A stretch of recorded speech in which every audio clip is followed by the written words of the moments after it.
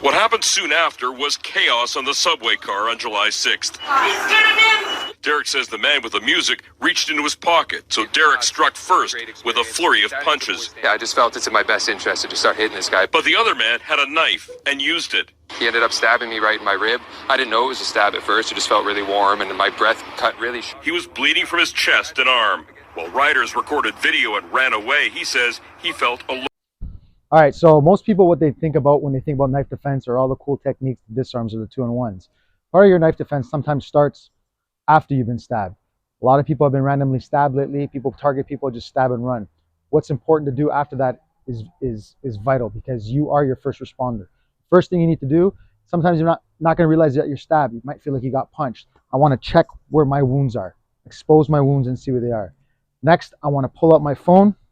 I want to call 911. Set that speaker on and start telling them that I've been stabbed or where I'm going to be. I want to sit down in case I get faked, whether it be on steps or anywhere that you can find, okay? I can put my phone down. If you're wearing a belt, this would be a good time to remove your belt. Where your wound is,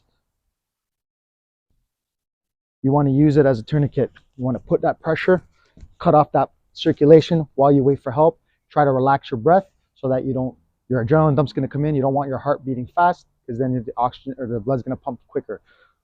So we can use that to stop the blood as much as possible until EMS arrives. If you don't have, say this represents my shirt, I can take off my shirt, I can rip my shirt, okay? Place my wound, even if it's on the bicep, you can start here. I want to take my shirt. Again, this will be hard with your nerves. You're going to want to tie it. Now, for this part here, depending on what you have on you, could be a pen, could be a lighter, okay? In this particular case, I always carry my pocket knife. Even if I use something like this, I can place it over.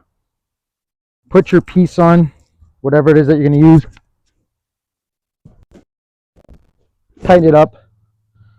Start to turn it like a whole makeshift tourniquet, okay? I want to make it as tight as possible so I can stop the bleeding, okay? All right, so if you maintain the wound to your leg, again, same thing applies, right? Same principle. Get it by the wound, tighten up as much as possible. If I don't have a belt, make a makeshift tourniquet.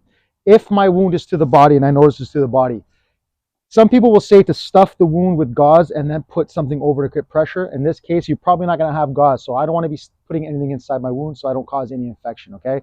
What I will do, though, is I might take off my shirt and just put pressure. I need to apply pressure. If I have my shirt and a belt and I'm lucky enough, then I can do that. I can put the belt around me, all right? Put my rags, put my shirt, get that as tight as possible, keep some pressure on it. This is, again, where you ask somebody to help you. Maybe they can help keep that pressure for you, okay? If you're gonna ask for help, be specific. Say, excuse me, sir, with the blue vest. Make people accountable, most people wanna help you, but most people will just wait and see who else does it first.